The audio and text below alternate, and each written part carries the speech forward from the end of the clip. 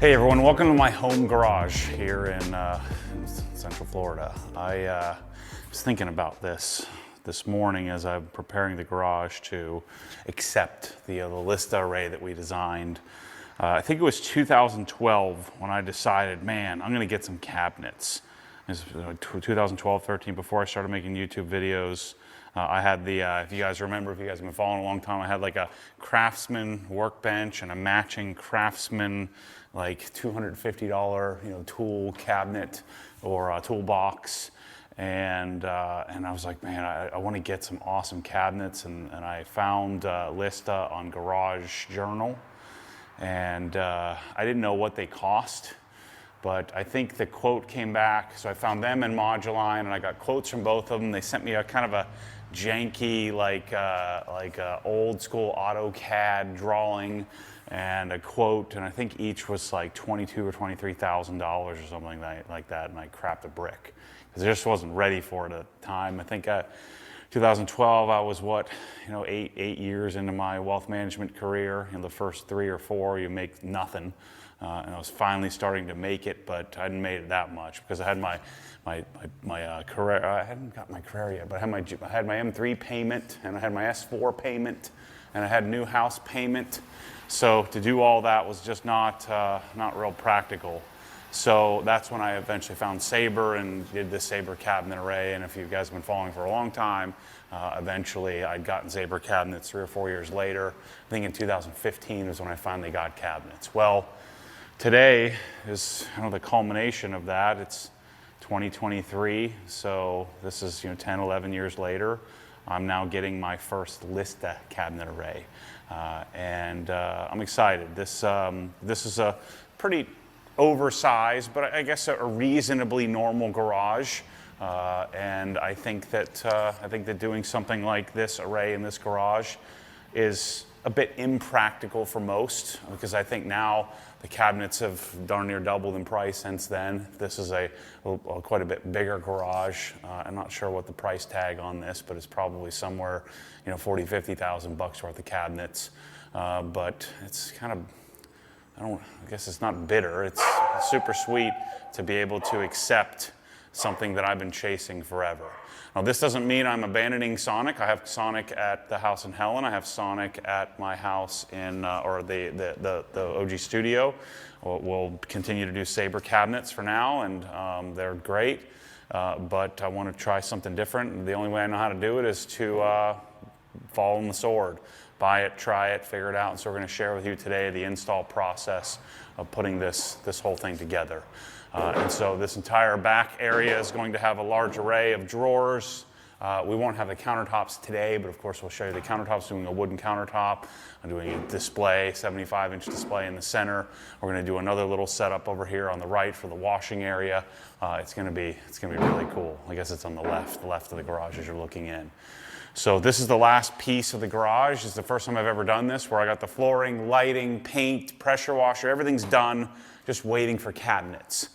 Because originally I had done a MSS Plus array here that we took to Helen. So let's get started. I hear the Old Dominion guy just show up, so we're going to be rolling 17 pallets into the garage and putting it together here today for you and show you how this all comes out. I think it's going to be pretty cool. Is this show total weight? 5,705. Okay. Yes, I guess every pallet average of 4, 5, 600 pounds. This is very similar to like if you were to buy it, because I didn't design this, Kyle and the team designed it, and so I'm not 100% sure. I mean, they showed it to me and I signed off on it, but I was just too busy doing too many projects to really spend a lot of time, so I trusted them to do it, so probably not all that dissimilar to what you might experience. But we've had such great success with Old Dominion, so we try to ship Old Dominion as much as we can, because look at their truck. Everything in the truck is clean, organized, dialed. Look at our pallets aren't all frickin' jacked up. Now, anytime you're doing any kind of freight shipping, it's dicey because those guys are running, they're running their forklifts at 30 miles an hour, it seems. But you can just see, you've seen some of the other deliveries, what their trucks look like. This, everything is fiberglass and Everything's tied down. Look, he's got nice clean green matching straps. They always put it back in the right spot. It's just a different class of shipping than what you get from the companies who rent rider trucks and bring stuff to you. This is not white glove delivery. This is just our regular delivery. But I'm sure this shipment probably cost $3,000, you know, to ship. Because these came from Massachusetts, I believe. So this is quite a bit different. Part of the reason why I didn't do this in the beginning is because it's so darn complicated. You know, the Lista catalog, they have 7 different catalogs. Each one's a couple hundred pages. And so it's just a really complicated thing to figure out how to build in our system so that we could, you know, make it available to people. It's just a real complicated process. And so I think we've got it figured out. But I'm pretty sure they come largely fully assembled, welded, 18 gauge steel, and then we did white. So we'll see how the white looks. Hey, if you just drop them off the truck, then we'll come and grab them.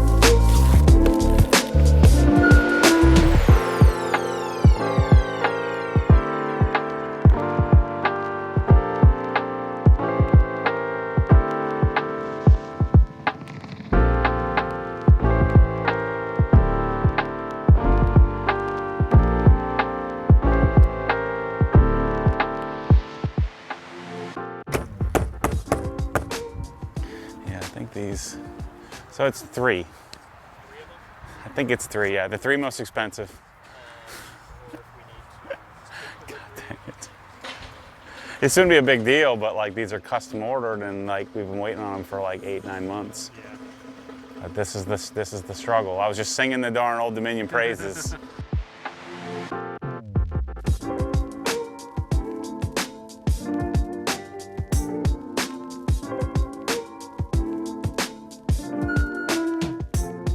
So boring. Well, not boring anymore. I got white cabinets, bros. What do you think about that?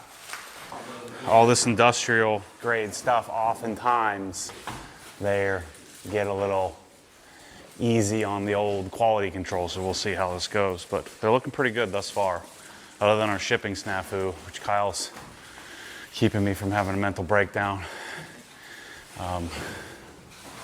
It just doesn't seem like, I feel like we're missing some. 43 years of my life with these cabinets, and here we go, ruined. Come off more with that end. Watch out. Yeah, just come back. This. Just lean it back and then pull that out of the way now. So yeah.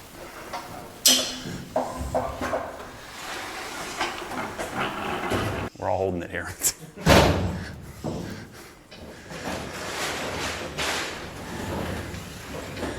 Come on. Figures.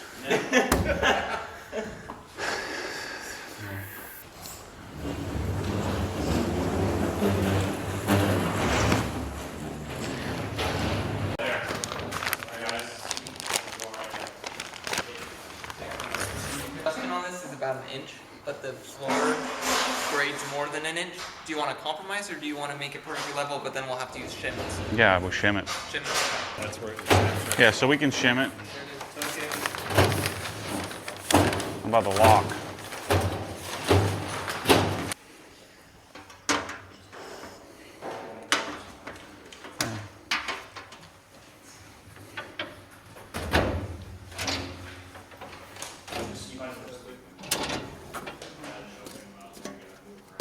Ooh, got a little worksheet, a little scrap paper for all my measuring. 87 1/4 plus 2 babies. Yeah, so if this puppy goes here.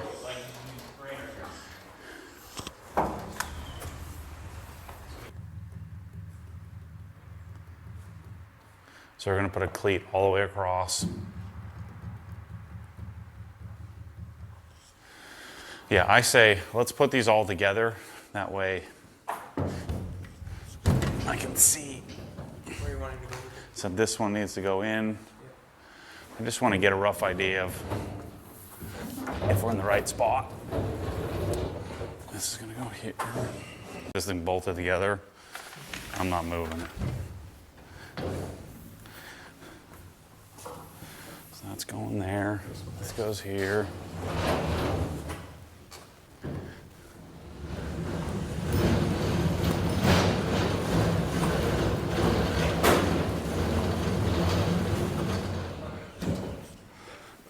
goes there. Okay, so what I'm doing is there's a stem wall that sticks out about 3/4 of an inch on the left side of the cabinet array. So since we have to start with that, what I have to do is shim out the rest of the lowers 3/4 of an inch. So these shelves, I installed some Hefele pull-out drawers in Matt's kitchen. So these are the old shelves, and they just happen to be 3/4 of an inch. So I'm cutting them in strips. We'll screw those to the wall with tap cons, and then that's where the cabinets will slide against. So that way we have something to screw through. So anyway, I got a couple more I got to make out of this shelf. There's 14 of them, we need 16. So cut 2 more and then they'll be ready to go. One more for good measure.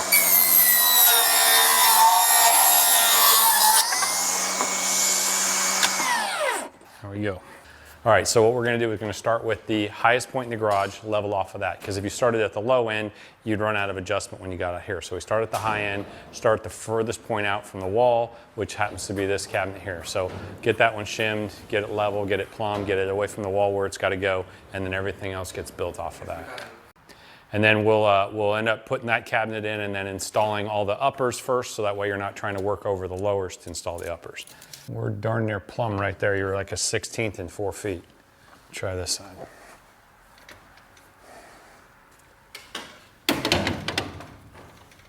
And now this end's gotta go up. This front right corner now gotta go up. It's 22 inches. So how tall is the Inch and 5/8, I think. so you want- Inch and 3/4. Like 20. So we want 23 and 3/4. That'll be the bottom of the cabinet.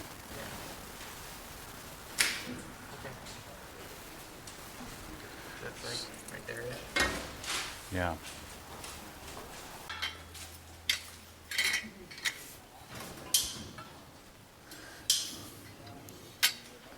Yeah. These are just for, you know what, Tommy? This would be to trim it out on the ends. So we're gonna mount, so what I always do is 22 inches. So I put the uppers 22 inches from the countertop. Yeah, and the countertop's 1.5 or 2 inch thick? I think it's 1 3/4. 3/4. Okay. So that means subtract. bottom of cabinet would be 23.5. Or 23 and 3/4. From this, Correct, from the top of this. 23 and 3/4.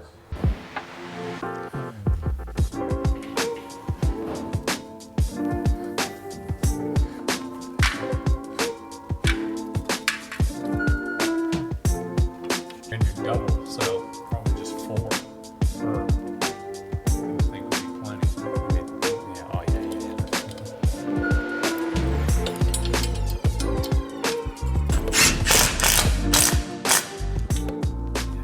It's pretty solid.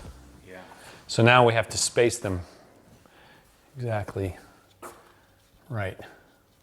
Well, I'd say we put one cabinet up at a time. Yeah, for sure. We can go Either way, I think. yeah. But it was probably supposed to go this way.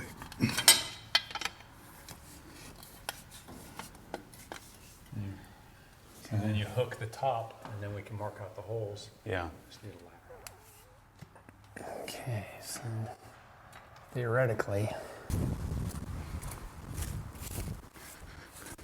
Matt wants some 23 and 3/4 off of the top of that because the cabinet, they'll actually end up being 22 because the thickness of the countertop is 1 3/4 inches. So we set this line at the height of the cabinet itself, which is 41 1/4 plus 23 and 3/4, which ends up being 65. And then we have to install the cleat 1 inch above that because the hook for the back of the cabinet's 1 inch off of the bottom of the cabinet edge. Gonna go up. You gotta go up along a lot. I don't think you're in at the top of yours. Go up, son. You gotta go up. There. Now. Okay. Can you see? I can't see. Yep.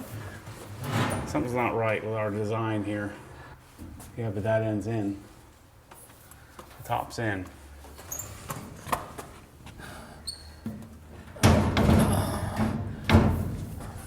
Maybe your top's not in? Yeah, I don't think it is.